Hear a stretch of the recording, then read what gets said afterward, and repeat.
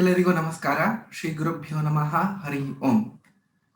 ಯೋಂತ ಪ್ರವಿಶ್ಯ ಮಮ ವಾಚಮಿಮಾಂ ಪ್ರಸುಪ್ತಾಂ ಸಂಜೀವಯತ್ಯಖಿಲ ಶಕ್ತಿಧರ ಸ್ವಧಾಮ್ನ ಅನ್ಯಾಂ ಚ ಹಸ್ತಚರಣಶ್ರವಣತ್ವಗಾದೀನ್ ಪ್ರಾಣಾನ್ ನಮೋ ಭಗವತೆ ಪುರುಷಾಯ ತುಭ್ಯಂ. I hope all of you are able to hear me clearly. Yes. Yes, thank you. So today we are coming to what is the culmination of Madhwa Mahotsava, which started last Sunday with the observance of Madhva Navami. But I think I must say, I must congratulate all the people who were involved in organizing this fantastic series of lectures covering different aspects of Madhva philosophy. In our tradition, it's quite common to have a lot of events, lot of festivals. However, it is very important to note that all these events, these activities, these actions, the rituals should always be culminating in the form of a gnana for us. The key takeaway from any event is not the celebration, is not just the gaiety, it's not just the grandeur, and of course the lovely food, which are all integral part of the event, no doubt. But it is very clear, as Krishna says himself, that the culmination of all the karmas has to be in the form of dana. And that is what has been the attempt, which I think has come to a beautiful fruition in this series of lectures. So in today's session, we will look at a few things, which is, from an agenda perspective, we will look at, if you can move to the next slide, what we will cover today is an overview of Sri Madhvacharya's work. As you would remember that we were covering the 9 tenets in the previous workshop, and some of it could not be covered because of paucity of time. So those of you who have missed the 9 tenets, I would strongly urge all of you to go to that particular and watch that because it's it's very foundational and something that people should definitely cover if they want an understanding of Madhva Shastra. So today we will look at an overview of Madhvacharya's work. We'll also look at how can we apply Madhvacharya's philosophy. Madhvacharya's philosophy is very pragmatic, and we need to have the ability to apply that in our day-to-day life for personal, professional, and spiritual excellence. Then we will look at how do we integrate spirituality into our lives? How do we make that the central aspect? And lastly, there will be some discussion on pursuing Madhva philosophy. So those of us who are interested to pursue the study of Madhva philosophy,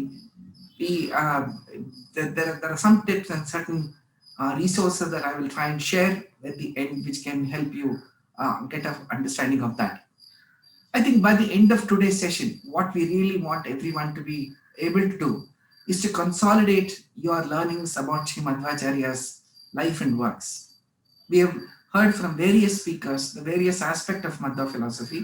So how do we use this session to sort of coagulate everything into a concrete learning, and we can keep to ourselves? Very importantly, recollect the 9 tenets of Dvaita or the doctrine of dualism, and explain this to others in a succinct form. So one of the useful learning that will come from learning the 9 tenets is that if someone were to ask you, what is Dvaita philosophy all about, you'll be able to articulate that in a succinct form. And lastly, apply the learnings of that in your daily life. It's a very vibrant world that we live in, and we should be able to use every skill that we have at our behest for the larger good of mankind, the larger good of our families and our communities across the world, as well as ourselves. So this is what we'll cover today. So let me jump straight into what is Madhvacharya's uniqueness. Madhvacharya founded what is called Tattvavada. Tattvavada means Tattva Vada. Tattva means stating the things as they are, without any aberration, without any distortion.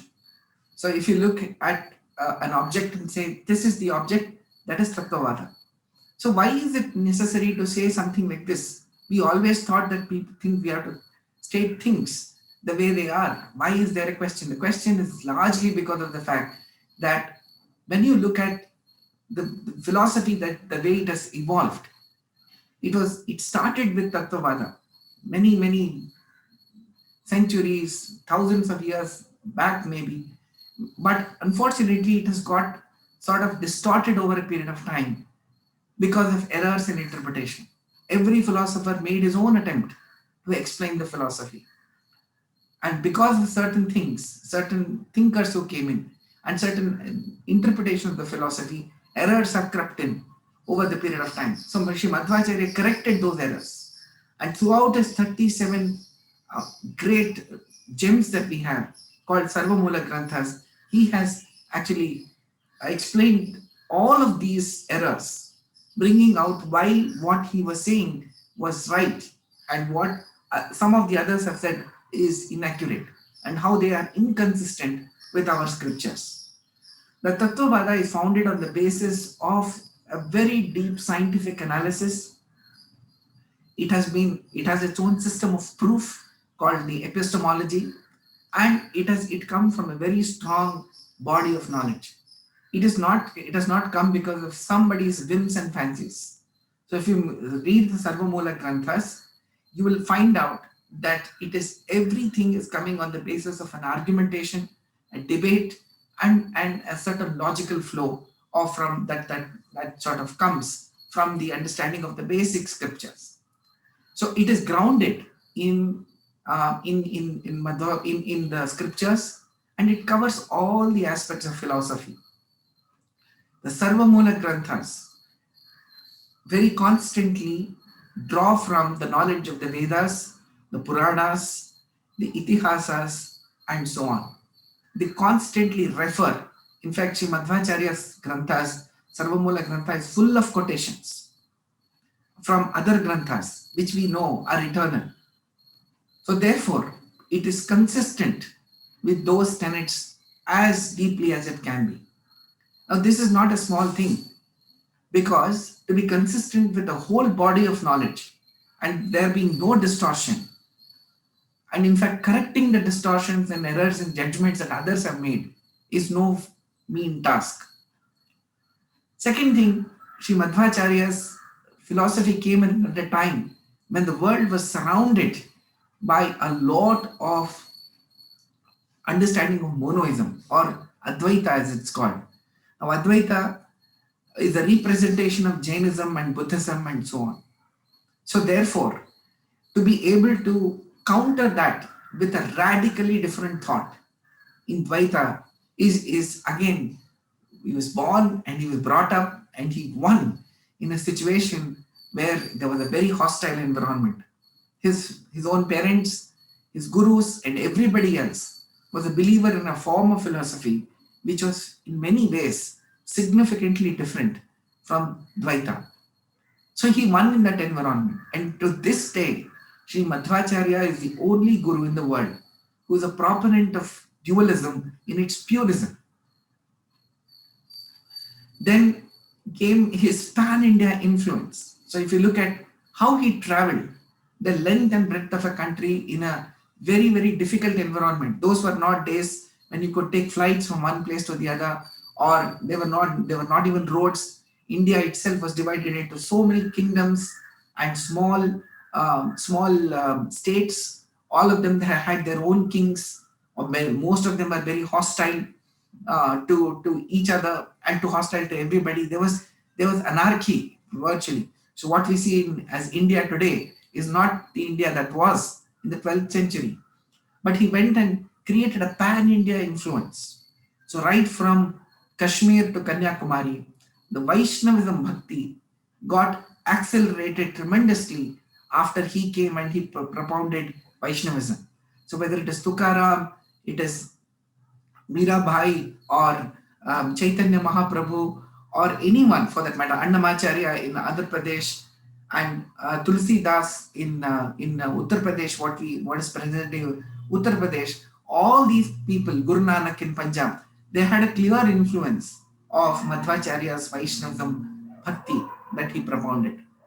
So therefore, he had an influence which is seen even today across India. There was a very inclusive approach on the people were included into the study of philosophy without any bias.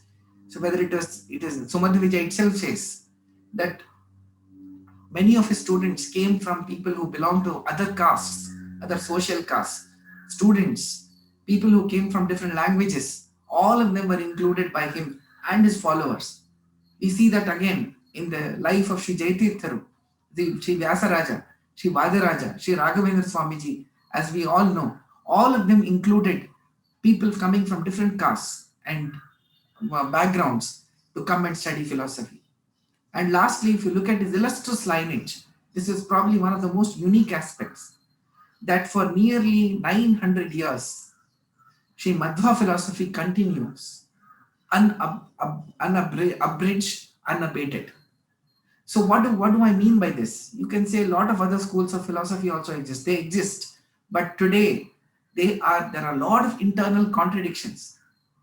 Not only now, but the time of the philosopher's life itself, there were many people who disputed it, and that led to several breakages in the flow of philosophy. So when we say Dvaita philosophy, there is only one Dvaita philosophy in the world. There are only those 9 doctrines of Sri Madhvacharya, which has been explained again and again and represented over a period of time to suit the scholastic levels of people at different times. Yes, we have lots of branches of the philosophy, which we call as mathas, but all of them are unequivocal in the central tenets. Harireva Paro, Harireva Guru, Harireva Jagat Pitrumatra Gati. There is absolutely no breakage in that fantastic lineage of um, of the tradition. And it has the uniqueness of Madhva philosophy comes because people as great as Sri Jaitirtha, Sri Vyasaraja, Sri Sripadaraja, Sri Vijayendra, Sri Vadirajaru, Raghavendra Swamiji, and the Dasa Chatushtaya amongst others were amongst the greatest philosophers in the world, not just in India or not just limited to Dvaita philosophy. But all of them have evaluated all previous forms of philosophy and declared unequivocally that Madhva philosophy is the right philosophy. If you go, and this is again not a common feat, just look at the situation. We know of kings, we know of great rulers, we know of so many people who came from different parts of the world who had their own glories. But today, their memories, their legacy are nowhere to be seen. Look at Sri Raghavendra Swamiji. One Guruji is enough. Look at how many Vrindavanas are there across the world, not just in India, but across the world. People study the philosophy even today with as much fervor as it existed so many years back. You go to a bookstall anywhere in Karnataka or other surrounding areas which sells spiritual books and ask them that do you have this book of Sri Raghavendra Swamiji? The next question you are going to ask is whose publication do you want? Every week there are new books, new interpretations, new representations of the philosophy happening all the time, and that shows what a vibrant system that we all live in. So Madhva philosophy, Madhva's uniqueness lands up there. The other innovative aspects is look at dualism, the concept of dualism, the nature of Brahman, which says that Brahma, that Parabrahma or Narayana is very different from the souls. The souls can never be like him. This is not the case. Every other form of philosophy moves towards monoism at some stage or the other. But Madhva philosophy is unequivocal about the doctrine of dualism. The concept of Bimba and Pratibimba. He gives a beautiful analogy to say how the soul is dependent on God for every aspect. He calls it like the same relationship as there is between a soul and between an object and its image. Sakala Shabda Vachyatva. He's unequivocally stated that every letter of our scriptures in the Vedas, in the Upanishads, in the Puranas are unequivocally talking about Sri Narayana's, Sri Vishnu's superiority. Again, Sakala Shabda Vachya. Take any word, take any sound. He goes to the extent of saying any sound, which is the roaring of a lion, which is the hushing sound that the trees make in the wind, or it is the flow of the river. They are something, all of them connote Sri Hari only. Veda as an ultimate proof. Many people looked at Vedas and said, yeah, this is something maybe, we can also consider it as a proof. Some people did not even accept that as a proof. But Madhvacharya was unequivocally saying that Vedas are the ultimate proof, and therefore we should not be faulting them. And he gives many ways of proving why Vedas are the ultimate proof. Mahabharata is the Panchama Veda. He said Mahabharata is the fifth Veda. It is not just a story of two cousins fighting among themselves.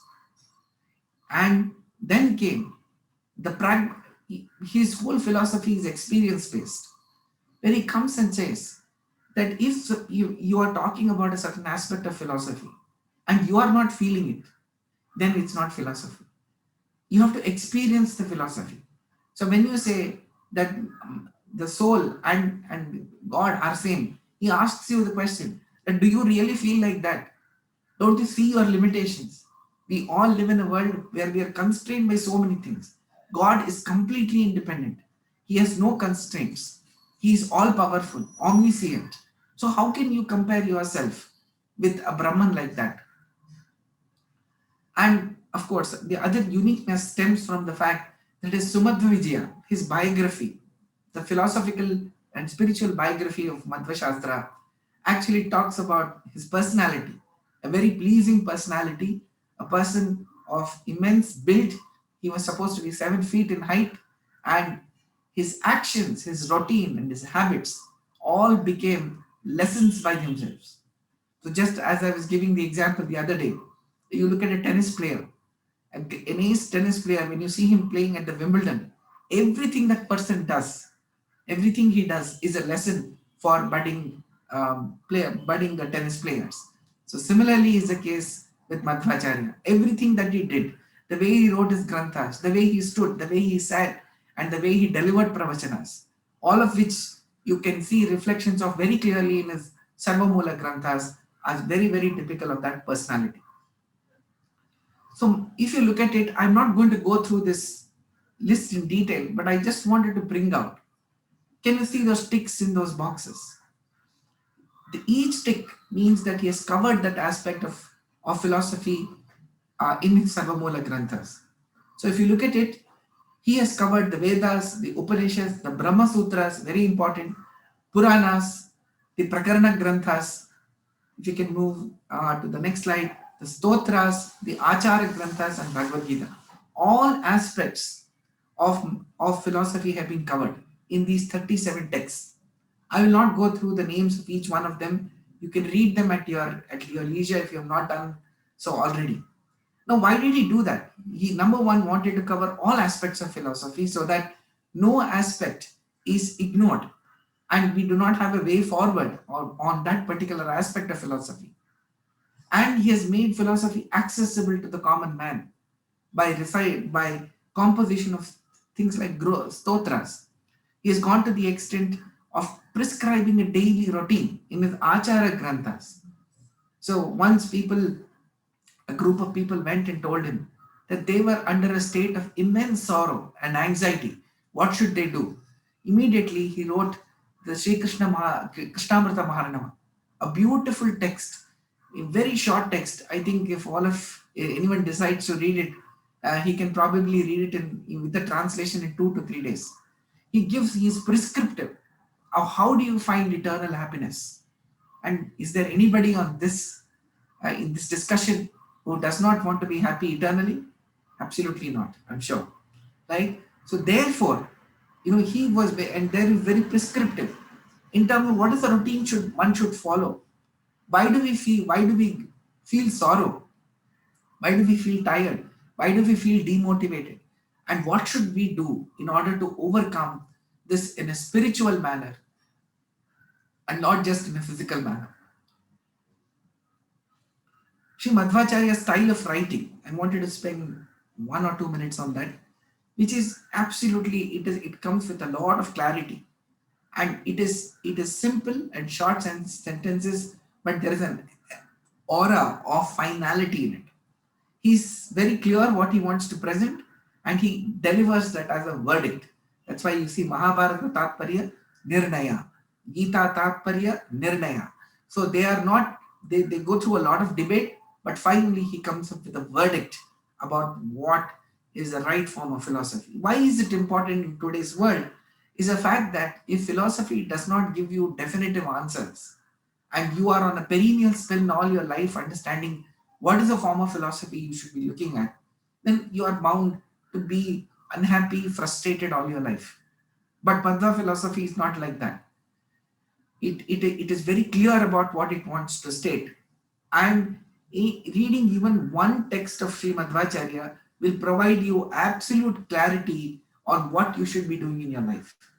We just have to learn it and be able to internalize it. He gives quotes, as I said, he quotes a lot from texts, from the scriptures. His granthas are in the form of shlokas and gadyas. That means prose and poetry. He uses both of them to express, because he just uses the form which is most useful to explain a particular concept. The speed with which Sri Madhvacharya has written is very clear in the story of Anuvyakhyana.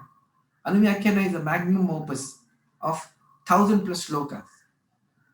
Once Trivikrama Panditacharya, his disciple, came to him and said, Sri Madhvacharya, you have given us 3 texts already on the topic of Brahma Sutras.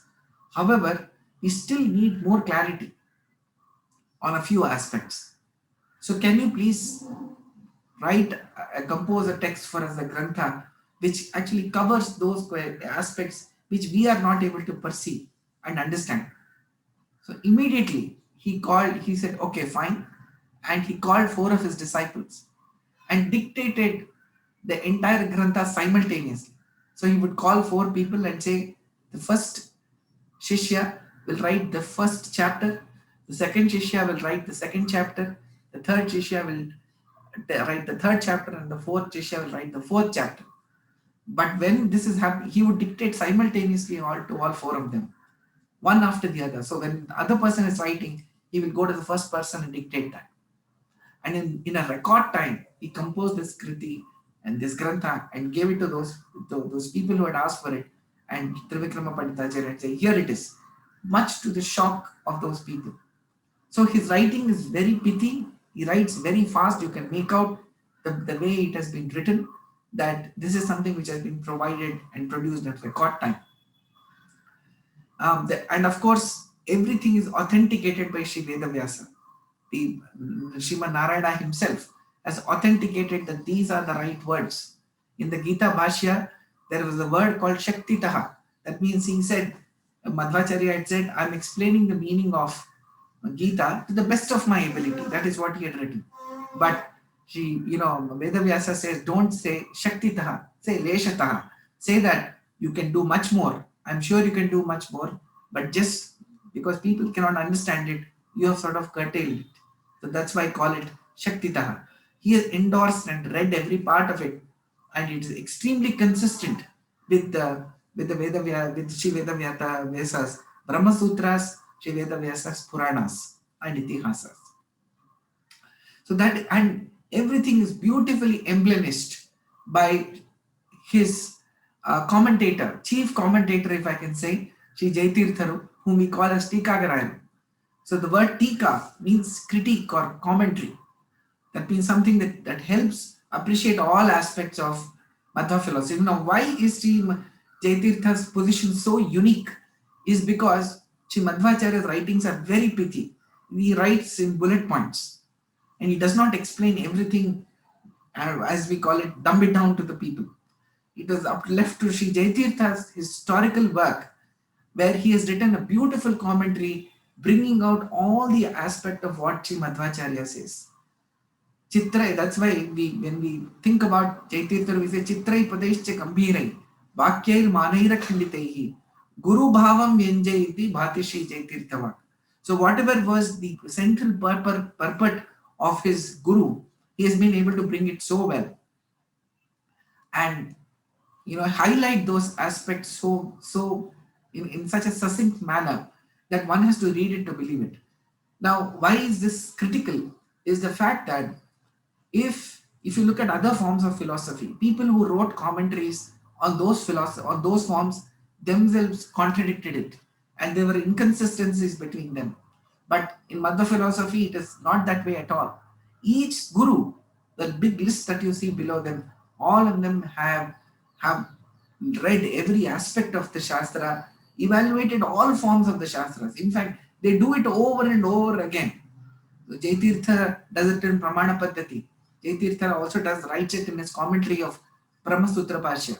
Then the same thing was done by Vyasarajuru, who was born a couple of centuries after that, looking at all the objections which had come on those texts and written the commentary, again evaluate everything. So why? This has been an iterative process of refinement of presentation over and over and over again, and it continues even to this day. So there are healthy debates, there are healthy discussions, and there is a lot of analysis that you will find in these texts. So it is as scientific as you can think of. And of course, the Dasa Sahitya, which started from, which is inspired from Madhvacharya's Vadasha Stotra and continued by his disciples, today stands as an epic form of the philosophy itself.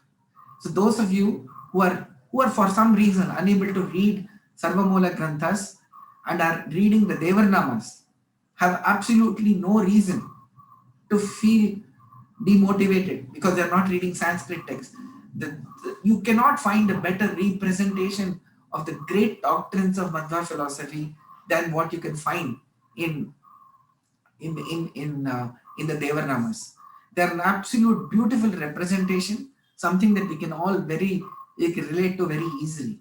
We just have to study them instead of just singing them. Singing is a very important aspect of Devarnamas because that increases there's a melody there. Everybody can learn it. Everybody can listen to it repeatedly. However, as we are learning how to sing the Devarnamas, it is equally important to read them and study them in the form of a adhyayana or research and study. Then you will see how it is a beautiful reflection of Madhva Shastra itself. And the greatest quality of all our gurus, if you see the long list, is their humility. They never ever claimed themselves to be God. They never ever claimed that whatever they are writing is their own creation of knowledge. And we have to be very wary if somebody comes and says that he has created his own form of philosophy. Let us say you go to the doctor, a doctor who's come just yesterday and he started a clinic near your place. And you go to him and he says that look, these medicines that I'm going to give you have been created by me. I have created these medicines. You get a little skeptical. You say, oh my God, should I take them or not? Then he says, don't worry. You don't have to worry about this at all. I have studied even the whole medical, the study of medicine that I have done. I have done it by myself. I never felt the need to go to any college. I picked up a lot of books on medicine. I've read them and now I'm going to give you medicines which I have made. Will we be confident with such a person? No matter how great he looks or how profound he may appear, we are worried. Why? Because we don't know whether this is a proven medicine or not. Right? So only when we are so skeptical to take medicine, the scriptures are intakes for which feed our soul. So shouldn't they have a lineage? Shouldn't they be thought of by greater thinkers? Because we are still starting to study philosophy. So we cannot pick up any book on philosophy and just starting to read that. Today, even before you buy a simple product on Amazon, we look at what we look at the reviews and say what are the people saying who bought this product earlier. Nobody watches a movie even for 10 minutes without reading the review. So when we are so conscious about what we eat, what we read, and how we spend our time. How can we spend a lifetime pursuing something which is not being tested? So therefore, all the gurus that who come with the Dvaita lineage have all attributed whatever they have done to Sri Vedavyasa and Sri Madhvacharya himself. Madhvacharya himself does that repeatedly, saying that this is not a new philosophy.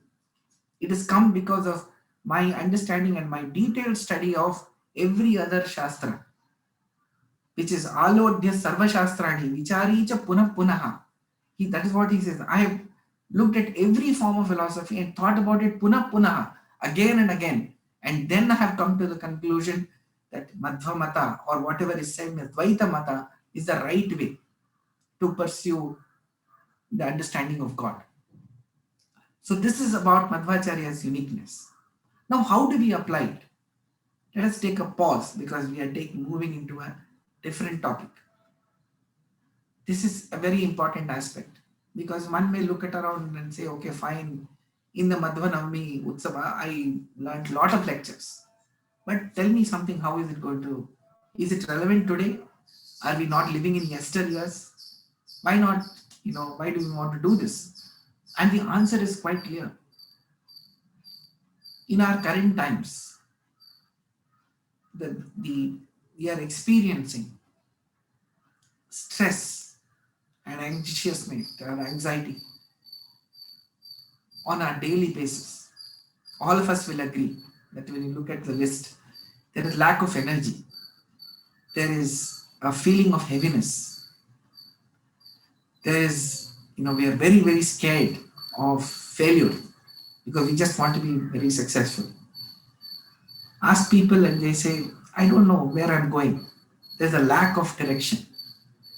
Lot of distraction. The digital gadgets have only added to that, right? But let's not blame only the digital world because it has some positives as well. But the mind has got extremely distracted because we have set such high standards in the materialistic world. There is frustration and there is a perennial state of unhappiness. Now, this is not to paint a gloomy picture about the world, but this world has lot of greatness. And if we decide to sort of pursue that and look at the positives, and there are lots of them.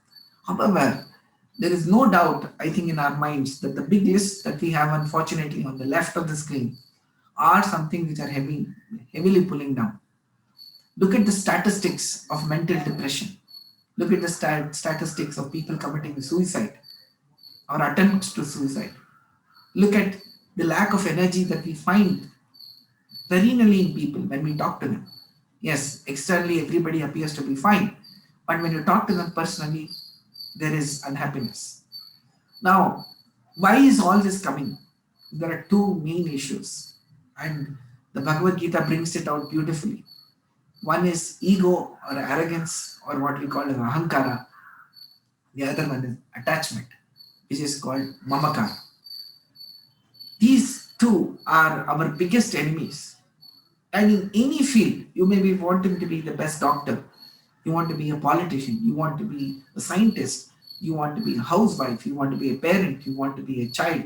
Whatever happens, if you get caught by these two big diseases that are there for the mind, unfortunately, which is ahankara and attachment, it is very difficult to achieve what we want. Let us say a student has got ego. He will never learn because who is my teacher to tell me anything? Similarly, look at attachment. When we are overly attached to certain things, it paralyzes us. Right? So if we are able to overcome these things, we move to the right of the screen, which is the total opposite of the one on the left, which is saying that I am not, so none of this world, everything around this world, none of it belongs to me. I am not the doer. Someone else is the doer. So when you think like this, your life will definitely change. Why do we say this? All the pressure on us, all the anxiety on us is because we believe we are doing it. But when you realize, oh no, it's not me. Some days you would have woken up saying, oh my, I cannot even get out of my bed. It's so cold. Or I'm not feeling like it. But then you have to do it. You get up and do everything and you go through the day with a lot of work. And then you look around and say, oh my God, how come I did it? Right? How did it happen? Because it was not we who were doing it. It was someone else who was powering us. And that someone else is God. I am not the doer. Naham karta, hari karta. The second one is the world around me is temporary. All of us know this. Look at the change that is happening around us in our own lifetime. In a single day, in a single week, we see a lot of changes happening. So time is finite. And our life, no matter how infinite it looks, is extremely finite. We've got a few decades to live in this world. What happens in the next birth, none of us know. But these days, the time that we have left is all that we have, and we need to maximize that. So, where is the question of lack of purpose? Look at a student writing an exam. Is he looking around all the way and saying, okay, what do I'm frustrated, I don't know what to do. He just has limited time and he wants to maximize that time. He's focusing on what he needs to do without wasting a single minute, without wasting a single second. So therefore, the world around us is temporary and we need to maximize our time here. The third one is I will try to do my best, but the results are not in our hand. This is our learning. And karmanyavadikaraste ma phaleshu kadachana. The results we cannot dictate. No matter how well you plan a project implementation, we all know that it can go awry. No matter how, sometimes, no matter how badly planned a project is, it can still succeed. So the results are dependent on several factors, and therefore we do not control the result. But what we do control is our effort, and that is something that we should not be cringing about. No, it's very important for all of us to spend some time during the day just being alone. And I will try to understand what is the cause that's making us anxious. It's not apparent. Unfortunately, our world, our mind is very difficult to understand even for ourselves. We think it's my mind, I know what's happening. We don't, because the mind has several layers. So imagine, you would have had this experience. When you go to a doctor and there's an external wound, it's very easy to cure it. The doctor looks at, I know what it is, and he puts a bandage or gives you medicines, and then in a period of time, you will get fine. But look at the mental diseases. People who are going for mental, psychiatric treatment, they do that for several years sometimes. Why? Because you have to understand the layers of your mind. And our mind is a very tricky entity. It has got several layers. And for you to understand that, we have to figure out a way. And that figuring out that way that is being prescribed by our scriptures is a meditation. In one of our subsequent sessions, we can definitely discuss the topic of meditation like it is ordained in the Madhva Shastra. And what we do because of that is we have the ability to convert from that stress into positivity. The story of Mahabharata is very important. So it goes like this. All of us know that the Kauravas and Pandavas played the game of dice. The Pandavas lost that. The Kauravas cheated them and humiliated Draupadi and banished them to go into the forest. So when the Pandavas were leaving the kingdom, everybody started to cry because people simply loved them. Everybody had tears in their eyes. The only person who did not cry was Duryodhana. And so the Pandavas went away. The next day, everybody was slowly coming to terms with the tragedy that had happened. And what they saw was that one person was crying very loudly. Can you guess who that person was? Yes, you're right. It is Duryodhana. So everybody goes and asks him, how come you are crying and why are you crying? And he came out with an answer. He said, I'm crying because we have banished the Pandavas for 14 years. But the first day of that is already over. So that time that I have to be the king has already come down by one day. That is why I am crying. The Pandavas on the other side, throughout the 14 years that they were in the forest and later in the kingdom of Virata Raja, actually spend that time energizing themselves. Arjuna goes from point to point in order to acquire new weapons to win the Mahabharata war because they know that war is inevitable in that situation. And the Kauravas are not going to hand them over the kingdom after they come back. The Kauravas, in the meantime, instead of strengthening themselves, because they were very clear they're not going to give the kingdom. In fact, they should have been preparing more for the war. They did nothing.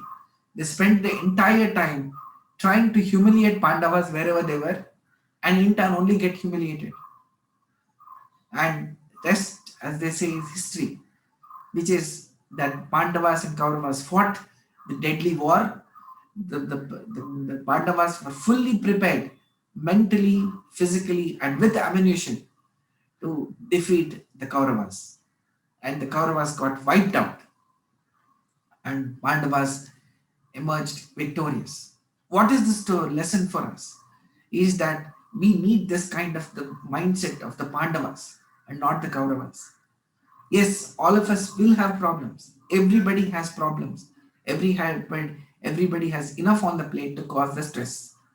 But if we decide to overcome that, our philosophy and our scriptures will help us get to that. So let us look at those in the subsequent session. But here is what I would like and request all of us to consider. And this is the message of Madhva philosophy. We think we have the professional life that we deal with. All of us are professionals. There is a spiritual life that we have that we want to pursue. And there is a personal life, which is about your family, your friends, and so on. How do we manage all this? We are looking at our life like the triangle on the left. But here is what we can twist the whole thing. Instead of looking at it like a triangle, let's look at it like a pyramid because there are more aspects to it. But at the center of this is spirituality. That is a shift that we need to make. Spirituality is not something which is outside us. God is not someone who is outside us. God is in us. He is right here. Just that we can't see it, but we can experience Him. If we contemplate on Him, if we meditate, we will realize His presence everywhere and within us as well. Right? Now, the spiritual, if we make the world revolve around a spiritual axis of our lives, then there is no question of integration. Because whatever we do, it is a service towards God. You're feeding someone, you're feeding your child, you're giving your child a bath, you're getting him ready for the school. Whatever you do, whomever you meet, you're doing your official work. When you open your laptop, think about God and say, God, I need to work for the next 8 hours. Please make me successful so that I am successful, my team is successful, and ultimately my organization is successful, and the whole mankind around us gets benefited from the little work that I do. I know it's a drop in the ocean, but this is the best I can do. And when you are ending the day, offer everything that you have done during the day to God and do a namaskar at the end of the day and say, look, I did my best, God. Please accept this. And if there is any mistake I have made, which I would have made in plenty, please excuse it. And please ensure that I don't make the same mistakes the next day. If one starts to think about life like this, then our life will suddenly change. So spirituality is not something that one does only when somebody is meditating or somebody is doing the puja, or twice a year on the occasion of Madhwa or Sri Raghavendra Swami Aradhana or Deepavali or Ugadi. Every second is Ugadi. Every second is a Deepavali. If we decide to look at life like that. And so why not? And this is the message of many, many Devarnamas of Haridasa Sahitya. They looked at the presence of God, the experience of God, of seeing God everywhere in everything that we do. So start your day with a meditation. As soon as you wake up, your mind is the freshest. So even you don't even have to come outside your bed. Right, sitting in your bed, meditate for a few minutes because that is your best state of mind. And then start your daily chores. Whatever you do, think about God. Whatever you do, try to recollect whatever you studied or listened to in a pravachana. That will change your life because every moment then becomes God's service. So, therefore, I would say that make spirituality the central part of your life. How do we then integrate into this your professional life? One can say, oh my God, if I'm always thinking about God, will I be successful in my professional life? The answer is a definite, unequivocal yes. People who are good professionals or have a clear spiritual side to them. A person who is is spiritual in nature has something which has got professional ethics. He's got a sense of fairness and justice. If you look at a modern workplace, these are things that organizations are trying to reinforce. That you have to have ethics. You have to be fair. You have to be inclusive. You have to get people from all kinds of diverse backgrounds together. And that can be done very well by a person who is spiritually inclined. Why? Because he sees God in everyone and everything. So where is the question of treating one person differently from the others? You you have no personal biases. Yes, if somebody is not doing the right thing, it's your duty to correct that person. But that does not mean that you have hold personal grudges against that person. Everything is based on a sense of dharma, where something is right and something which is wrong, and you deal with it in an unbiased manner. So you have that sense of fairness and justice. And people who are professionals, have with a spiritual mindset, they are able to build business, but with the right values. Today, what is the biggest challenge that we find? There's no dearth of education, there's no dearth of knowledge, there's no dearth of communication, but there is a big lacuna in the way the values around us are shrinking so fast. Look at the corporate collapses of several companies. Why did they collapse? Did they collapse because they didn't have enough smart people? They collapsed because they had people with the wrong values who took the wrong means to achieve what they wanted to. And on the contrary, there's so many organizations which have grown over centuries, not just decades, because they had the right set of values. A person who has a spiritual mindset is someone who is always likable and is affectionate. He is someone whom people like to relate to. Why? Because he's got warmth. He's seeing God in you. So he will always have a smile in his face, and always people will be wanting to talk to him. So imagine, is there anybody whom you know like this?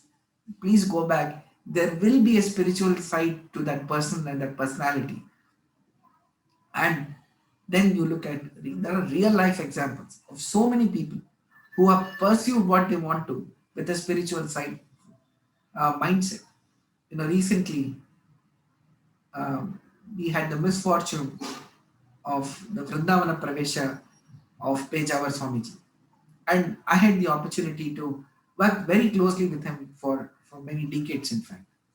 And one thing I would always see in him, that wherever he went and whatever he did, there was spirituality at the center of whatever he was doing. He had a smile, he could relate to people, he had a lot of energy despite a very small frame body, extremely energetic and extremely forthcoming. So anytime you wanted to meet, he would welcome you with a smile and inquire about you and inquire about your goodness. Everybody would flock to him in thousands because of that nature of his. He'll never refuse a meeting. He'll never give you a no for an answer. He always had a solution to your problem. Where does that strength come from? When we hear about Sri Raghavendra Swamiji, when we hear about Sri Madhharya, where does their glory come from? It comes because of a spiritual nature. Maharishi Vaidaraja lived for 120 years. And what a life! What an absolutely fantastic and glorious life. All 20 years, he lived actively, composing kritis, granthas till his last day. And he entered the Vrindavana on the day that he had told everybody that he would enter. Seemed very similar to Sri Raghavendra Swamiji himself. Where does it? Their life is, in fact, existent even after death. Imagine life being there after death. So, where does that strength come from? That comes from spirituality. So let's integrate these aspects that we are learning in the Madhva philosophy in our daily life and ensure that we have a sense of right or wrong. We have respect for our elders. The concept that the whole world, Vasudhaiva Kutumbakam, is one. So we don't have to draw artificial borders. Forgiveness and sympathy, very, very important. Forgiveness and the ability to let go of things have happened in the past is supposed to be the greatest accelerator to our progress in any field. If you are still living in the past, uh, then you will obviously not progress further. So this forgiveness and sympathy. And lastly, I think this is very important. There is a sense of responsibility and accountability. Because once a person understands who he is and how blessed we are to be where we are accountable, saying, okay, I have not got all this by myself. I've got it because of the grace of God. And may that continue forever. So you have a person who is spiritually enlightened, or even on the path, it doesn't have to be really enlightened, but if he's on that path to pursue something in his life which is spiritual, he will be a better professional, he will be a better person in his personal life as well. So therefore, let us move and make an attempt to move progressively towards having spirituality at the end, at the center of your life. So I would like to quickly share some tips on how to pursue Madhva philosophy. We heard a lot, and sometimes, to be honest, it can get a little overwhelming. And, oh my God, this philosophy is so big. There are so many granthas, so many books. I don't know what to read, what not to read. There seems to be uh, a lot of stuff to cover. The fact is that that is the reason we covered the topic the of the 9 tenets, because those 9 tenets are actually the only tenets which are getting manifested and covered in different books and in different forms. They're not, so each text does not talk about a different thing altogether. They have different perspectives, and since the topic of spirituality is large, they get covered from in different angles. Suppose you were to look at the White House. Obviously, it's big, and if you have to cover it in one shot, it may not be possible. So you take several pictures of that. All of them are a picture of the White House, right? Imagine White House itself needs so many angles. Look at larger buildings. How many pictures do they need? And the world of spirituality, which is much larger than any of this. So you need different perspectives to look at it. But it is again those 9 tenets that are central, which get reinforced again and again. So how do you pursue Madhva philosophy? I would say, please start with listening to pravachanas. Make at least 30 minutes every day. As a rule, you can do it at any point in time which is convenient for you. So if you would like to make time during, let us say, in the evening, after everybody is done with their daily routine and finished with their dinner, sit for about 30 minutes as a family. It's a great binding for the entire family to come together. Instead of watching another web series on Netflix, you could make 30 minutes for this. And that makes a big difference, because pravachana slowly starts to play in your mind.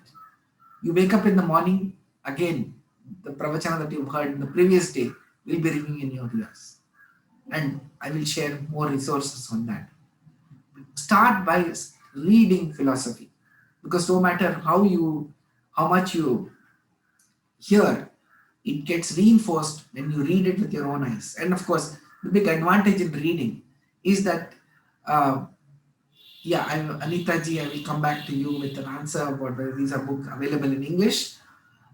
So if you just look at this, what starts to happen here is that you can pace it. When you're reading a book, it's really up to you how much time you want to spend on every topic. So please start by reading short books. So there is a philosophy of Sri Madhvacharya by Sri B.N.K. Sharma. That book was written almost 50 years back, and it's in English. And its good news is it's available in the PDF form.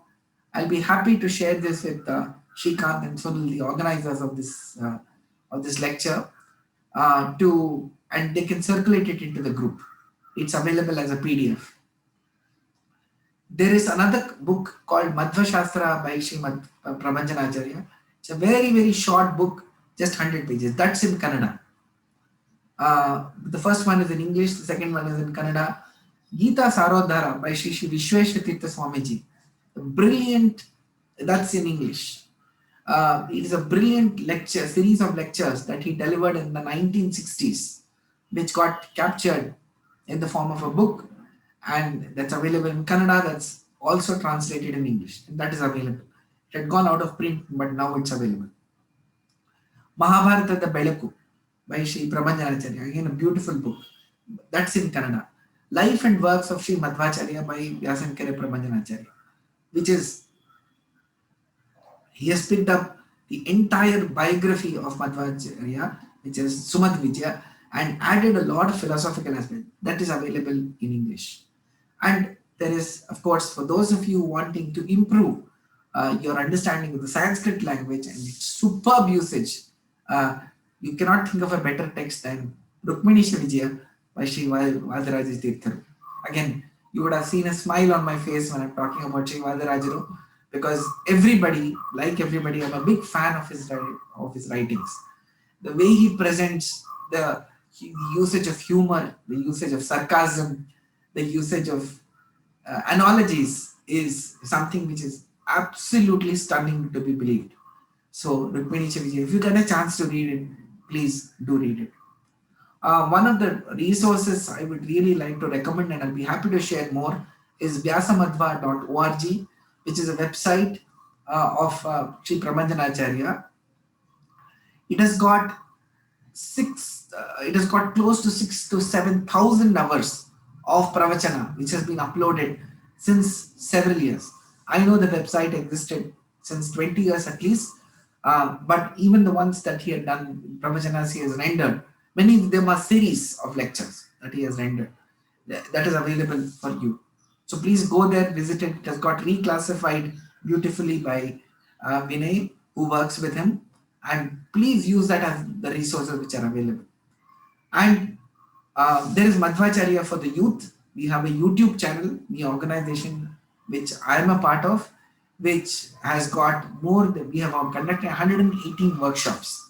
All these are available on vyasamadhva.org.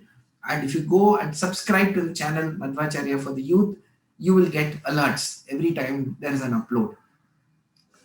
That has got about 10 to 12 lectures in pure English, exactly like the way we have been doing it here. So I'd like to take a few minutes to take you through Madhvacharya for the youth. It has been around for nearly for 15 years now.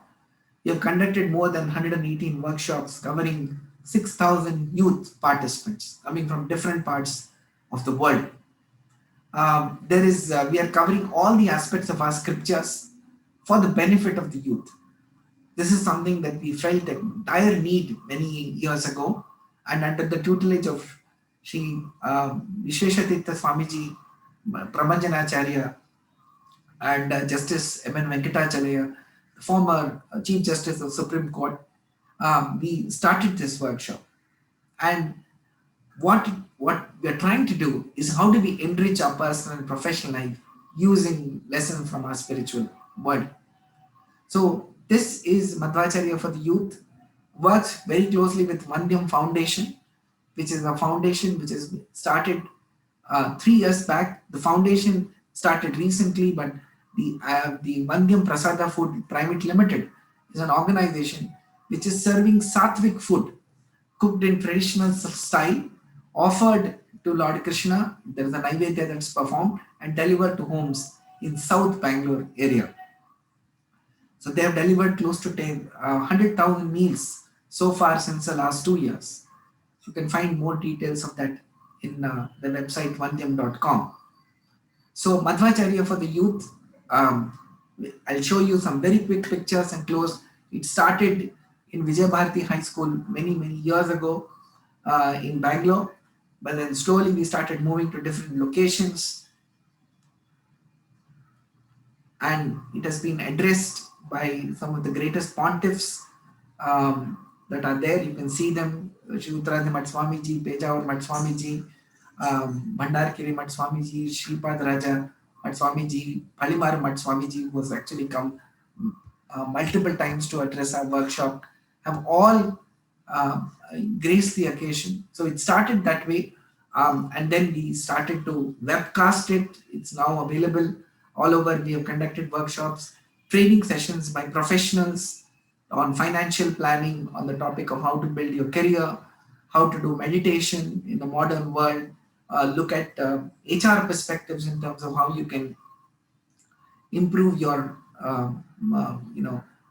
value in the job market and so on. And many topics have been covered as a part of this workshop. Some more glimpses of this. So with those words, I would like to conclude the workshop in this particular session. Now, to me, I think personally it has been a fantastic journey all these years with the Srimad Vacharya for the youth. But I can't forget that particular day. I think it was in December or January, don't remember exactly. It was a cold morning in Bangalore, and both Sunil and Shrikant had called me that day to introduce themselves and the organization that they are a part of. And I was really amazed to see their dedication, their commitment to making the Madhwa Mahotsava successful. And then what happened and what followed in the next couple of months was actually ironing out the schedule for the program and actually delivering these lectures. So let me tell you that I have thoroughly enjoyed preparing for these sessions, because each of these sessions actually is a lot of preparation that we do, and each step in that, and unfortunately we can't present everything the time that we have, but the very act of presentation is a service at the feet of God. And each discussion with Srikant and Sunil brings out the intensity with which they want to pursue and they want to help others pursue the path of spirituality. So I would like to commend all the people who organized this event, all the speakers, and of course, all the participants who have come together to be a part of this event. This is not the end. This is just the beginning. We have got a trailer of what Madhva philosophy is. And the reviews for this trailer are damn good. So what do? We do binge watching of Madhva philosophy. 30 minutes every day, listening to pravachana every day. There could be some days you may not find it convenient, you may be tired, it's understandable. But overall, we should spend time listening to the pravachanas, get a hand on these books, and be happy to share more books, titles with you that you can get and start to read that. I'm very sure that this can be a life changing experience for yourself, for your immediate family members, your friends, your team members, and everybody around you. So, with those words, I would like to thank everybody for giving me this opportunity to be presenting whatever little I have learned from our Guru, Sri Prabhanjanacharya, Sri Vishweshatirtha Swamiji, and Sri Dr. Shrikantachar Bahari, who are constantly teaching me the different aspects of Madhva Shastra over the last 30 years. So thank you, and I would be happy to take any questions that you might have. And I would like to hand it back to the organizers. So, Sunder, this was an amazing talk today. Especially the binge watching. Right, I think that's That's something that we should all be taking up. Instead of watching some other binge shows, I think this is something that we should be considering. So yeah, I mean, if you can stay on for maybe a couple more minutes, see if there's any questions from the audience here, as we kind of wrap up this journey of the 7-day sessions.